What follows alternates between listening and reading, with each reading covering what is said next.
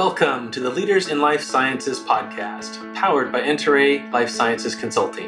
In this podcast, you'll hear from leaders in the life sciences industry, how they grew into their current roles, the lessons they learned along the way, and advice for those aspiring to follow in their footsteps. I am the host. My name is Mike Verletic, and I'm the CEO of Enterey Life Sciences Consulting. At Enterey, we help leaders orchestrate the positive change they want to see in their organization. Are you ready to be recognized for your leadership success? Take a listen. Okay, welcome to our podcast. This is the Leaders in Life Sciences podcast powered by Enterey. I am your host, Mike Verletic. I'm the president of Enterey Consulting. Excited to be here today. And I have my wonderful co-host, Courtney Boudreau. Say hello, Courtney. Hey, everyone. How's it going? Good. We'll get to introduce our guests in just a moment, but wondering what you've been up to lately, Courtney. I've been recovering from my catastrophe that happened. Oh, my goodness. 2 weeks ago. Yeah, so as you know, and listeners, you might be clued into this, I just moved out. So I got my own place. I'm super happy living in Huntington Harbor. And because I'm in this lovely one bedroom by myself, I wanted an animal. I wanted a pet, a little animal only. Definitely not another person around, but a cat or something would be nice. So I went online. I found this really beautiful Siamese cat that was advertised as a kitten. And I thought it was so pretty. Seemed like a good fit, young, vaccinated, male, all of that stuff. So I went and adopted this cat. And the lady from the rescue said he's pretty shy, so he might take some time to come around, which I was okay with. But I got the cat and he was not shy. He was a devil. He was the worst cat I've ever seen in my life. He would hiss and scratch. He would attack me. He hid behind the toilet and jumped up and bit me on Monday. And I think that was the final straw of I love animals, but just not this one. So he went back to the rescue, which they took him back, and that was nice. And he went to go somewhere where he was happier, and I'm happier that I don't have that cat living around my apartment. I think he was rescued twice. Once from me. That's right. Once from you. Yeah, he was, I don't know. God bless that cat because he needs it. It's a young vaccinated male. That sounds almost like dating advice these days as well. Yeah. A young vaccinated male. So. Yeah. Should take that advice too. It's in today's day and times. Maybe that would be good. So I found him the same way I always find him, online. That's right. Finder, dating sites. It's there you go. Perfect. The only way you can get anything anymore. Awesome. So what have I been up to, you ask? I've been just trying to recover from vacation. It feels like it's been a month now, but went on vacation, and you can kind of hear the nasally tone in my voice. As many vacations result in a nice little cold. We went to Las Vegas and Disneyland, two very low populated areas, and I managed to have a lot of fun. My daughter had a dance competition in Las Vegas, and we just enjoyed some great family time at Disneyland. But lots of people, lots of germs, I think, running around. Got to pick up a little illness and still fighting that off. But can't complain too much. It's really obviously a good time to get away and enjoy other parts of the country. And be able to do that again, I think, is probably the best thing, given the last year and a half that we haven't been able to travel quite as much and enjoy the fun stuff out there. So, what kind of dance does your daughter do? My daughter does just about every kind of dance you can think of. She does contemporary, lyrical, hip-hop, tap, musical theater, all of them. So pretty amazing how she does and learns all these different routines and then goes on stage in front of literally hundreds, maybe thousands of people and performs them. So just the stage fright is a challenge, I think. So yeah, I was on dance team when I was in middle school, and I grew up dancing, and then in high school I switched over to cheerleading. But those competitions are all day long, and they're draining on everybody involved. So. Yes. So you know exactly what we go through every year. Yeah. So. Yep. Oh yeah. Awesome. I didn't know that about you. Yeah. Very cool. Fun fact. I'll have someone to talk about all my dance escapades. There is a dad's dance video out there somewhere that could be incriminating as well. So. Oh my goodness. Well, I'm also like the FBI, so I guarantee you I will find that. and we'll show it at the Christmas party. Oh, that would be good. Got a good part in this year's dance, so haven't Cool. even shared that with our esteemed guest yet. So, all right. Speaking of our guests, why don't we move on and jump into our interview? Let's go ahead and introduce our guest. Our guest today is Ryan Coughlin. Ryan, as many of you may know, has nearly 30 years of working experience in working with leaders of all shapes and sizes. I think he's got at least 30 years. I'm trying to guess his age. So Ryan spent 20 plus years in the United States Marine Corps, where I know he's served many tours overseas. I think at least 5 tours in countries like Iraq, Afghanistan, and Pakistan. During his time, he spent much time in strategic planning and helping our Marines do their job well in a difficult environment. So Ryan has undoubtedly encountered multiple leaders during his career, and we look forward to hearing some of that experience today. As he returned to stateside and began to join a civilian life, he embarked on a career with Enterey Consulting, and that was roughly 8 years ago now. Love to go into the details of that story, but we'll save that for a separate podcast. But Ryan is very much an expert in project portfolio management, project management in general, and overall operations management. He currently serves as Enterey's Senior Director of Operations, overseeing all delivery functions of our team. Welcome, Ryan. How are you doing? I'm doing great. Thanks a lot for having me, Mike and Courtney. Appreciate it. Thank you. You're welcome. Glad to hear it. Glad you're here. All right. We're going to ask you a bunch of questions, Ryan. Hopefully you can keep up with us. I know this kind of pressure is probably something you've never seen before in all your days in the military, but we'll see what we can do. Why don't we start off with an easy one just to warm things up? Why did you decide to go into the military in the first place? Great question. I don't think I had my eyes set on it from like a very early age. When I was looking at colleges and things, I had certain interests and I was not necessarily opposed to it and I was not necessarily running towards it, but I ended up going to the Naval Academy and it was a good fit. And it was actually a much better fit than I even anticipated. So it was great. But during my time there, I learned that I really I would much rather be in the Marine Corps than the Navy. The Navy's great, but for what I wanted to do, Marine Corps was really what interested me. I didn't know what I wanted to do in the Marine Corps. But as I started doing my initial training, finishing up at the Naval Academy and then my initial training in the Marine Corps, the infantry started calling out to me more and more. And that's what I chose to do. And I did it actually for 22 years. And actually, I heard you say 5. I actually did 9 deployments during my 20 years. 9 deployments. So, yeah, but I loved it. So that's why I stayed. And it was very enjoyable. Wow.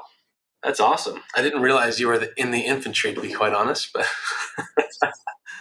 but that's amazing. Maybe I did. Maybe I didn't. I can't remember if we've told me that before. But nonetheless, that's still awesome. We appreciate your service to our country and definitely learned much from you and your experience since we've gotten to know you better in the last 8 years. One thing I am certain of, I believe, is that during your time in the military, you got to encounter many different leadership styles. And I'm curious if I'm accurate. I think that's probably true. And how did you adapt to those different styles? And were there times when you just didn't adapt to those styles? Yeah, I definitely did encounter many different leadership styles. I would say I adapted to them all. I don't know how well I adapted to them all. So I adapted to some better than others. Some were very challenging, but I guess adapting at the bare minimum is surviving. I made it through a lot of them. Some were very, very challenging environments and stuff. And as I was going through, though, I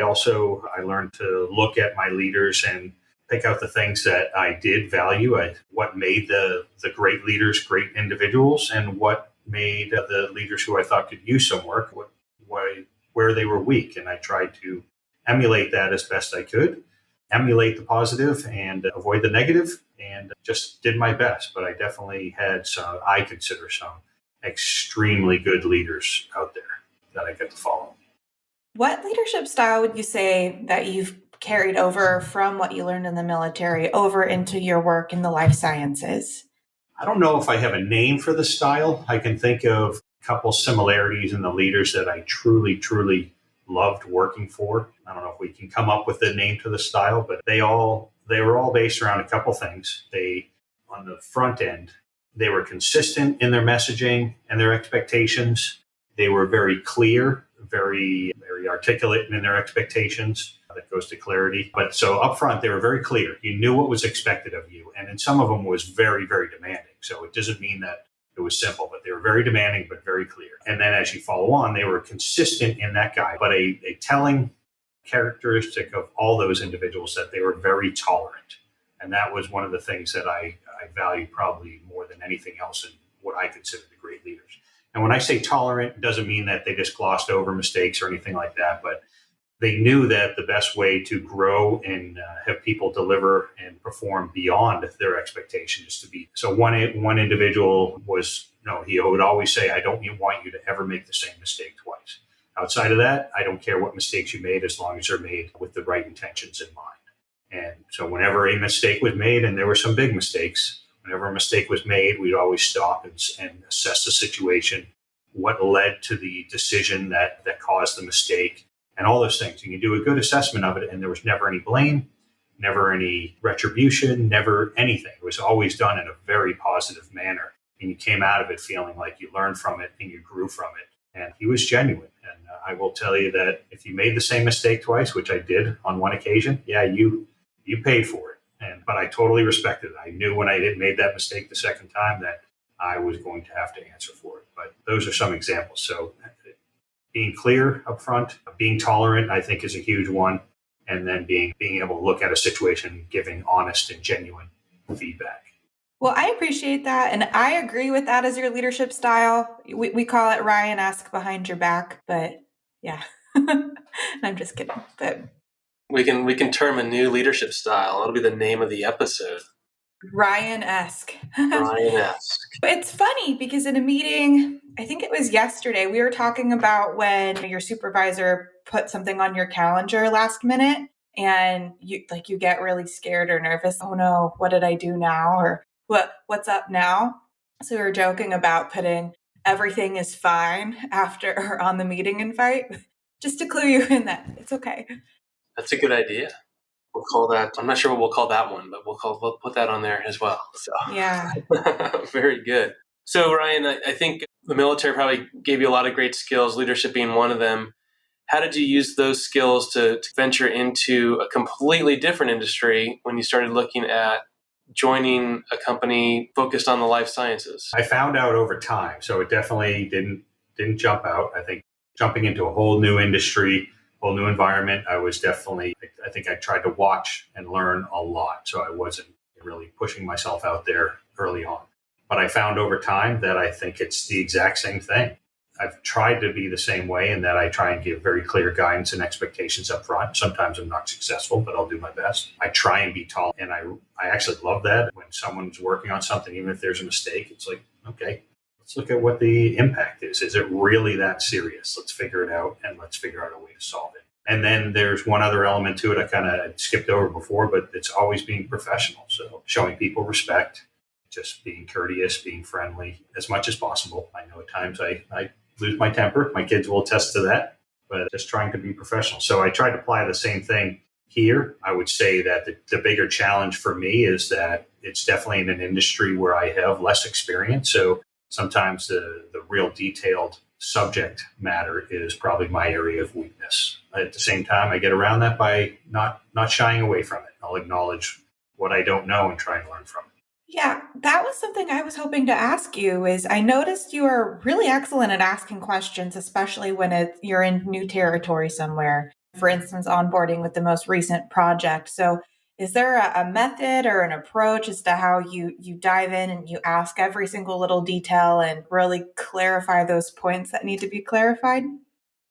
I don't know if there's a method. I guess a couple things I learned early on. So Mike talked about the fact that I was a strategic planner. So I did work on the biggest plan I ever worked on was a nationally directed plan, one of 9 plans directed by the president.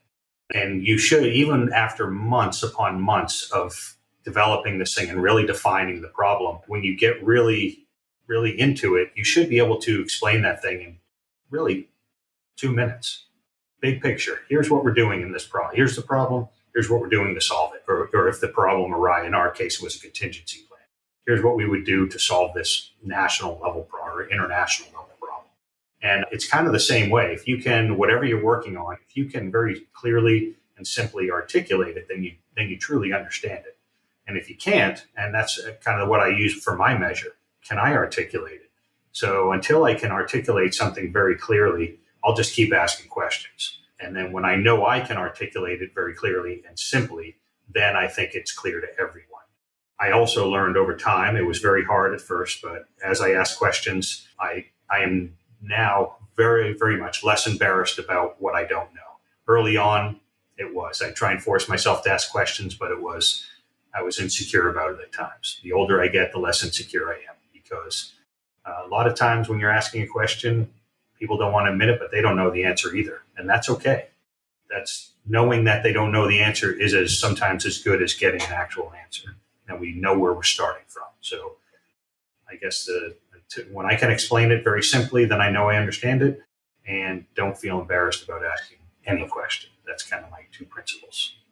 Yeah, thank you for that. I think I employed something like that a little earlier today, where I had somebody ask me to pull some information off an engineering schematic. And I'm not an engineer. I've never seen anything like this before. And so in this codes of numbers, I was so confused. And I'm like, this is really not my area of expertise. This is my role, but engineering's not it. I'm not a content expert. Could you please help? And so they were more than happy to help clarify and point out the info I needed. But yeah, rather than my former approach, which was nod and say okay, and then try to figure it out later, that doesn't really work. So being forthcoming, I think, as you've mentioned, and asking those questions and admitting when you need more clarification is essential. What I also think is very neat about that is that when you ask questions, 9 times out of 10, people are excited to help you and provide answers.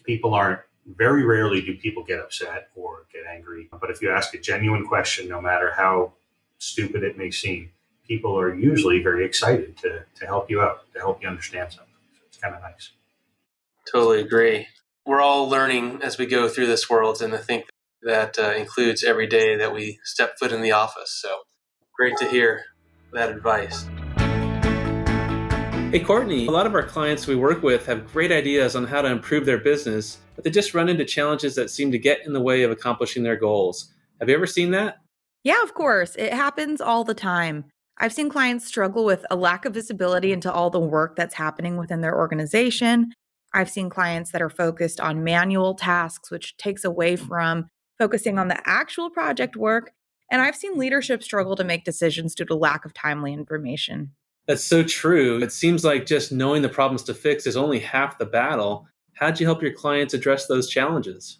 Well, we of course first work with our client to design a structured management process that fits their culture and team. And in a lot of situations, we bring in tools like Smartsheet to help the entire project team be more efficient. With the help of Smartsheet, we were able to create dashboards, automate routine tasks, and have the information ready in real time to help support leadership's decision making. Wow, it sounds like you not only execute on the project, but your work helps everyone get more done with less work. I hope so. Smartsheet is a powerful tool, and my clients seem to be really happy with it. That's great. Now, if somebody needs help on their project, what should they do? They should check out Enterey.com and schedule a call with us to see how we can help. Sounds like a great idea. Well, thank you. Ryan, I'm curious if you've seen any correlation or similarities or dissimilarities between either leadership styles or how you might deal with leaders or direct reports when you're within the military versus when you have been working within either the consulting environment here at Enterey or within a client environment at one of your clients at a life sciences company? That's a great question. So I will tell you, there's definitely correlations and there's definitely differences. One difference is I would argue that military, probably not surprising, has a lot more leaders who are very, very direct and forceful. And you can even be that way without being unprofessional. But it's very direct. That's what the military is based on: discipline, just following orders, understanding orders. It's not blindly following orders, but there's definitely a lot of that. I would say that I still probably value the same basic principles in a leader. I talked about some of those things before, but there's one other thing that I probably value more than anything else. It's just what is the leader's true intentions? Are they well intentioned? Do they really care about the people they're leading? That's probably the most important thing, because if they care about the people they're leading, then who cares where they're good and where they're bad? You work with them, you help them out. It's amazing. That's a great person to work for. I would say that's very similar. I always looked at that in the Marine Corps, and as I had leaders, if someone complained about something, I would always say, you know what? We all have our shortcomings, first off. And second thing is, the one you're complaining about is probably the most genuine leader, cares more about his or her Marines than anyone else. And people forget that sometimes. So I probably value that the most, even in the civilian world, as well as when I was in the military. One thing I used to see a lot of, particularly in industry, was a desire to drive a consensus decision. And it sounds like it just all impression of the military outside of the military would be that would not be a common occurrence within the military. And assuming that's correct, and that you maybe have encountered a need to try to help get everybody on board before you move something forward. Is that true, or is that not true? No, it's a good point, but I would say probably it's less than you think in the military. And I think the same principles apply. So in the military, when you're working on something and worked on a lot of strategic plans, operational level plans, and you're working those with a team, and as the planning leader, you do get everyone's input. And I knew myself as the planning leader, I'm the one who has to make the decision and move it forward to the commander, who's ever going to approve it. But I would take everyone's input. And when I'm presenting to the commander, I better be ready to share everyone's input. And what were the countering opinions? Why were they differing? What are their worries? What are their risks? And if I couldn't speak to that, that's a problem. Because a commander, he or she wants to know exactly what the challenges are. They want to make the most well-informed decision. So I think maybe the only difference would be that in the military, there isn't the need to feel like you have consensus, but you better get everyone's input. And then as the leader and the decision maker, everyone understood you make the decision that you feel is best, and then you live by it. I think that is a key difference, is the need to get consensus versus the need to get input. I'll share a story. Years ago, this is going back a long time, I worked at a client where they had such a desire to get consensus that they would pass around a marble jar when key decisions needed to be made. And you had to put your marble in the particular jar. And whichever jar had the most marbles, that's the decision that was made. I think that was one of many techniques they tried to use in order to get to consensus. But I definitely love the approach of, yes, we need input, but at some point we've got to make a decision, and someone has to be in charge of that. In both those scenarios, how would you deal with people who might not agree with what the decision is, or might even be a detractor if they're at a life science organization versus, the military? On the military side, I felt it was relatively easy because I would get everyone's input. And then the first thing I would do, again, knowing I was the decision maker, I actually had no problem making the decision and then standing by it. But I would always highlight, okay, got everyone input, and I would acknowledge those who disagree. That's the first thing. And you have to, if you can demonstrate that you are listening to them and you're not just, ignoring them because they have a different opinion, but say, hey, I understand. I know I'm the one who has to make this decision. Here's my decision. I also know that some issues and challenges as brought up by so-and-so are this, this, and this. And then I would even explain why I made the decision. I know a lot of times people think in the military, you don't ever have to explain why you make a decision. But the truth is that's good leadership. You don't always get to do it. Sometimes you don't have time to do it. But if you do, explain your decision. And people don't have to agree with it. That's the other thing, is acknowledge they have a differing opinion, acknowledge that they don't have to agree with it. But this is the decision that I'm making and I'm going forward with. And that's how, at least the military side. I like it. Awesome. Yeah. I think those skills could probably be applied to, obviously clients as well in life science organizations. You can have a broad perspective, but if there's reason behind why a direction was chosen, then hopefully everybody would be on the same page and willing to keep driving the initiative forward. Excellent point. All right, I'm curious. I wonder if you could share with us some of the key people who were leaders in your career that stand out, and maybe a little story about why. There's definitely a lot, and I'll try and keep it quick. When I think of military leaders, there's two that jump into my mind right off the bat.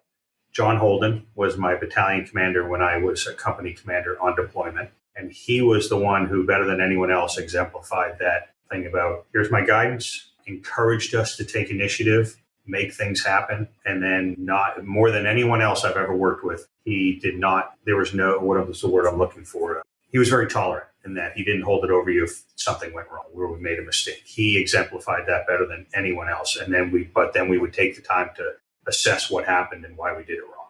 And he was also the one who don't ever make the same mistake twice. And so just an amazing individual. Another one was the MEU commander. I was the operations officer for MEU, which is a 2,500 Marine and Sailor unit. He was the MEU commander. We deployed overseas. He was probably one of the most intelligent individuals I ever met, very well organized and very consistent in his messaging. But we planned a whole bunch of operations overseas and just had a tremendous deployment. Loved working for him. Probably the most demanding person I ever worked for. I mean, he would constantly hammer people. I actually took a lot of pride in that.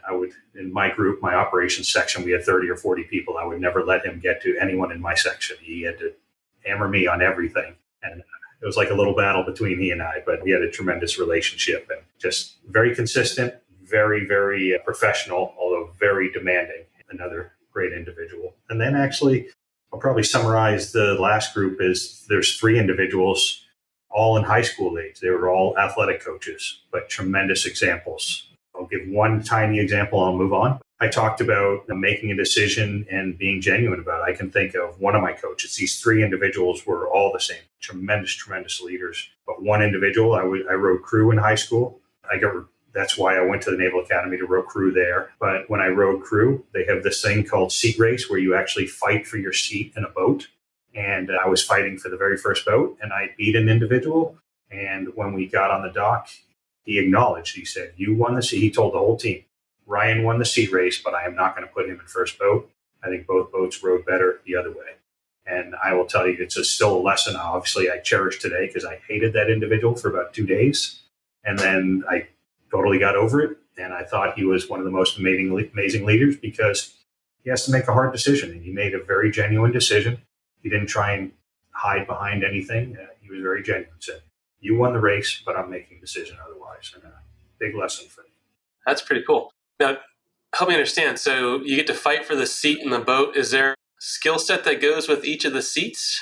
Not a skill set for each of the seat. It doesn't matter what seat you're fighting for. What happens is you get two boats next to each other, same size boats. So say you're in high school, we used to row 4-man boats and race each other. So you have one individual. If you two are competing if I'm competing against Joe, whoever, for a seat in first boat, then he'll put me in this, and he'll put the two boats together. He'll have me in one seat and Joe in the other seat, and we race. And then he switches us, and you race again. And if everything's even, the boat should win by the same differential. But if the boat I'm in won the first race by 1 seat, and then he switches me, and now I win by 2 seats, then I win the seat race. And it's probably the most accurate way to make decisions on who gets into what boat. I thought you were literally like fighting him. That's what I thought too. To the seat in the boat. Yeah, I thought it was like on your mark, get set, go, and then people would run, and you try to like punch the other guy to get in the seat. No, it's a race. It's just like, sorry, probably a horrible explanation, but you are rowing. It's a way to assess how effective you are as a rower, but it is head to head, and it's brutal, and it's awesome though. And for most times when you win, you're in the boat. Got it. So does it help to determine that the boats are equal? It doesn't have to. You switch boats? No. Yeah. So what matters is when you do that first race, what is the difference in the race? If one boat ends up a whole boat length ahead, then if they are truly equal rowers, when you row again, that same boat should end up a whole boat length ahead. When I was a kid, their Boys and Girls Club, I think they had like a rowing opportunity or, field trip for a couple weeks in the Newport Bay. So I would go and I thought it would be all fun. I did not realize, and I was probably 14 at the time, it murders your arms. It murders your whole body pretty much. So I would always be the weak rower, and then they would be like, you have to get out and swim alongside the boat. But I also was a terrible swimmer, still to this day. So then they just leave me in the middle of the harbor, like floating along. Oh my God. Yeah, it was funny. They'd have to circle around, and then I'd have to like roll back in the boat and then carry me back. Courtney, so. You couldn't row, so they dumped you out? Yeah, they dumped me out, and then they went back, and then they realized like I really couldn't row and I really couldn't swim. Row or so then swim. they had to come save me. Yeah. I will tell you that is not normal behavior for a Really? I'm Yes. glad you say that, because I was That's- like, oh, I That's guess horrible. this isn't for me. No, And then that's horrible, I was like honestly. floating back like a little otter. Oh my gosh. Yeah. So Wow. now the most rowing I get is at the gym on the rowing machine for like maybe 5 minutes. I was going to say, like, my rowing experience is on the life rower when I was in high school. I used to love the life, and I would beat the little guy every time that's on the screen. You got to race against the guy, and I was pretty good at it. Maybe I should have tried out for crew. Like As long really as it was- tried out? Or just Well, if it was taking electronic. photos to send to the college pretending you're part of crew. Oh, there you go. There you go. So, I've heard about people doing that. Yeah. And I do like to say that I was recruited for rowing to college, and I did row on the team. Yes. So that's great. I always like to ask people what their second favorite college football team is. And so I thought I might as well just ask you that question, Ryan. Oh man, that's a loaded question. I'm seeing if I can come up with something else, but I'll have to go with Notre Dame. Second Notre favorite. Dame. Most people's second favorite, of course, but I knew the answer. I have to go with Navy first, of course. So That's right. See, I didn't force you to say Navy. Notre Dame was your first. You could that say wouldn't have UC come Santa Cruz Banana Slugs football The team. bananas. That's It my doesn't exist. favorite Doesn't exist. mascot, I think, is the banana slug. Yeah. Yeah. So I'm a Santa Cruz alumni, but you can actually go and pick them up like after it rains when they all come out. And when I was a tour guide, I used to take like groups and families around, and you'd see them. So I'd run over and pick them up, and then I would pass it around the circle as I was talking. And I got in so much trouble for that because apparently there's an acid on your hands that's harmful to the banana slug. So I was murdering the banana slugs on my tour. So lame.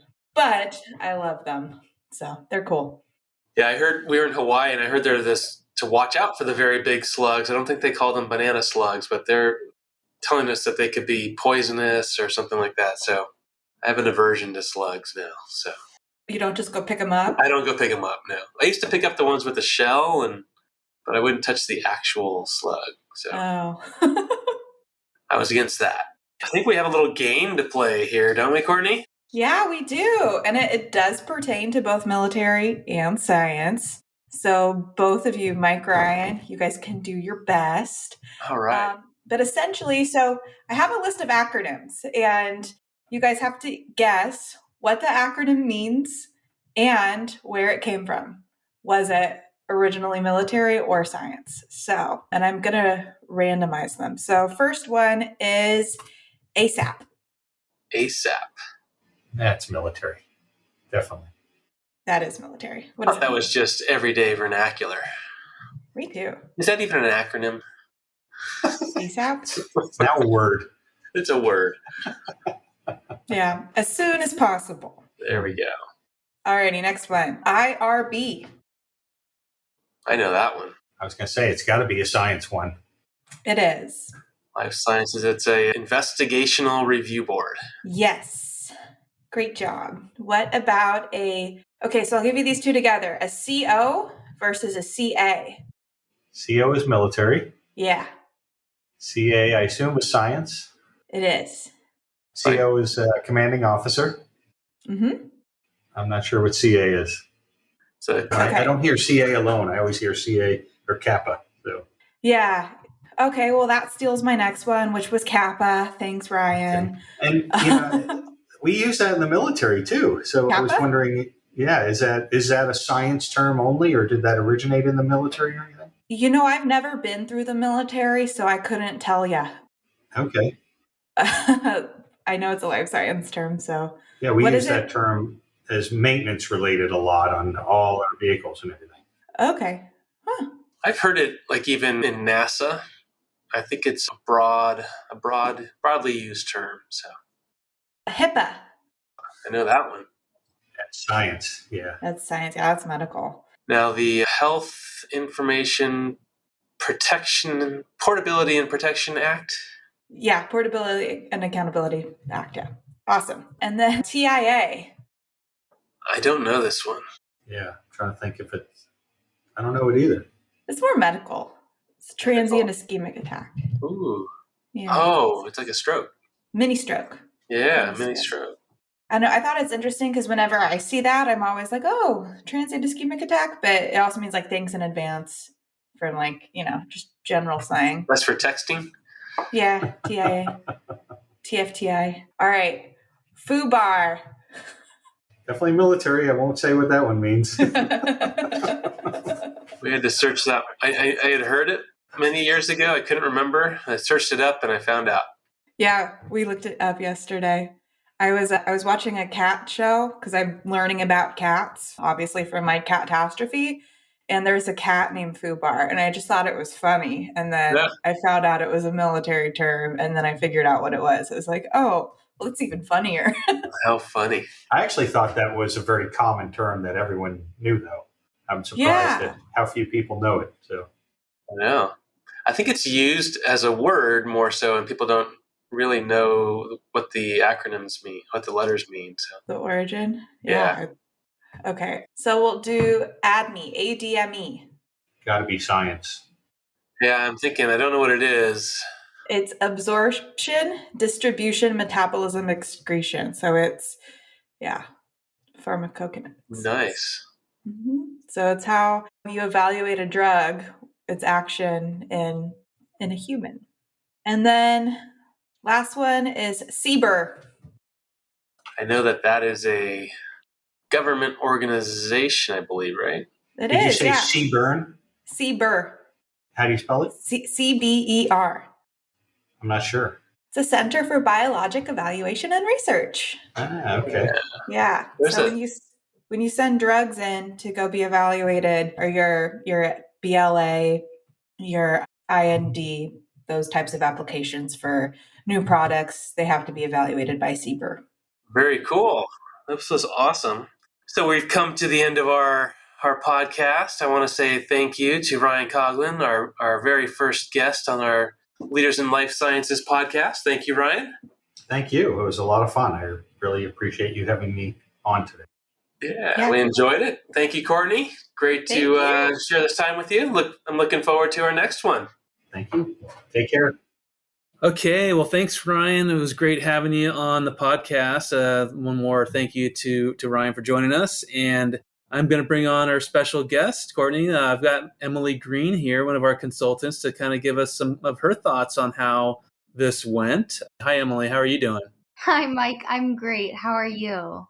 Good. So thanks for joining us. I'm looking forward to hearing your thoughts. But first, I'm going to go to Courtney and kind of see what she thinks. What do you think, Courtney? Yeah, thanks, Mike. And thanks for joining us, Emily. I really enjoyed talking to Ryan. I think he's one of the best leaders in the business. And some of the things that really stood out to me was his application of this continuous improvement mindset that he took from the military, and that even if you did something well the first time, there's always room to do better. And there's always little things that we can improve upon to make our ways of working or make execution of what we're trying to accomplish much more successful. So I thought that was really excellent. And then the other thing that stood out to me was the way he was speaking about adapting to leadership styles, and that you want to emulate positive leadership and avoid the negative. And there's always something to learn from the people around us, even if it's what not to do. So you could definitely take those traits from the positive leaders and the effective leaders you see and emulate that in leadership where you are and growing where you're planted. So I thought that was super fantastic. And that one of the leadership styles that he really tries to emulate and to stick with is being clear and consistent in messaging and expectations. It's difficult when you're in life sciences and you're in a wicked learning environment where everything's constantly changing around you and you can't learn because you don't have that consistent foundation. And so by providing that consistent, clear messaging and consistent expectations to your team, you're able to help them learn and grow a little bit more effectively. So I thought his points were really excellent and really spoke to being a leader in the life sciences. Makes sense. I totally agree. How about you, Emily? What do you think? Yeah, I agree, Courtney.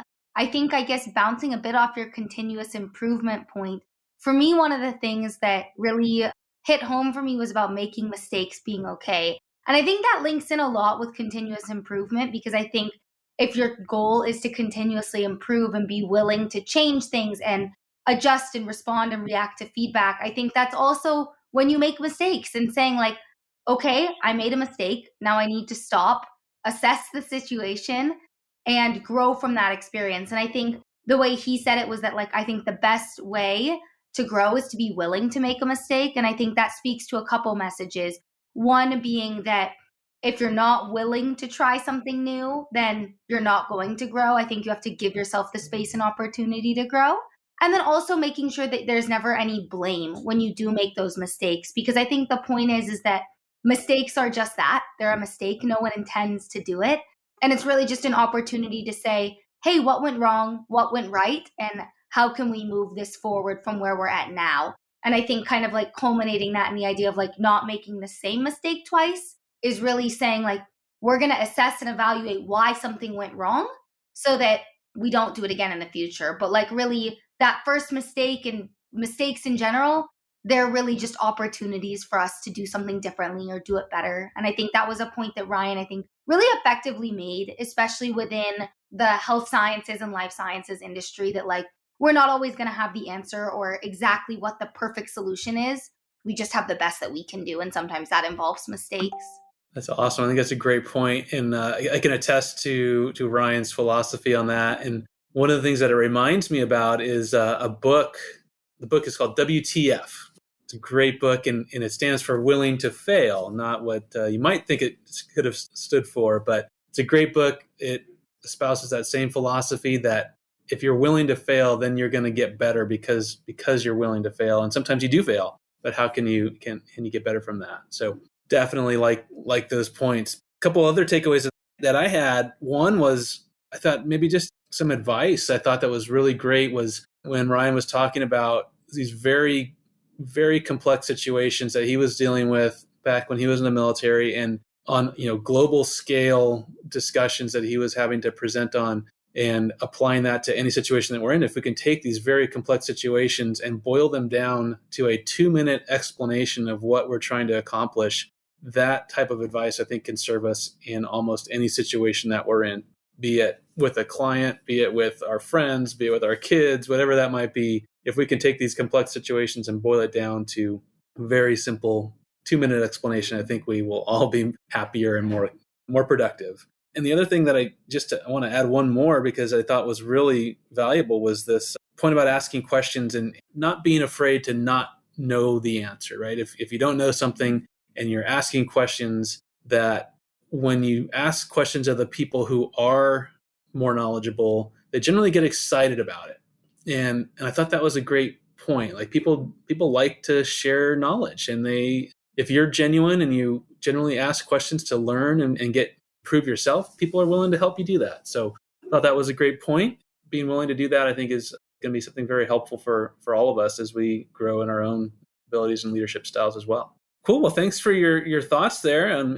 Thank you, Ryan, again, for joining us. And it was great conversation. Any parting thoughts, guys? Are we good to go? Yeah, I think everybody brought up some great points, and there's a lot we can learn from Ryan. So I hope our listeners enjoyed the conversation too. And with that, I think we're good. So have a great day, everybody. Sounds great. And thanks, Emily, for joining us and sharing your thoughts. We'll look forward to our next interview coming up soon. Take care, everybody. Absolutely. Thank you. Bye-bye. All right, let's wrap this up. If you like this podcast, please don't forget to subscribe. That really helps us out. And also, leave us a 5-star rating. That's a big help too. If you'd like, please feel free to share your thoughts in the comments as well. Thank you for listening, and hope to see you next time on the Leaders in Life Sciences podcast, powered by Enterey Life Sciences Consulting, where people drive results. Take care.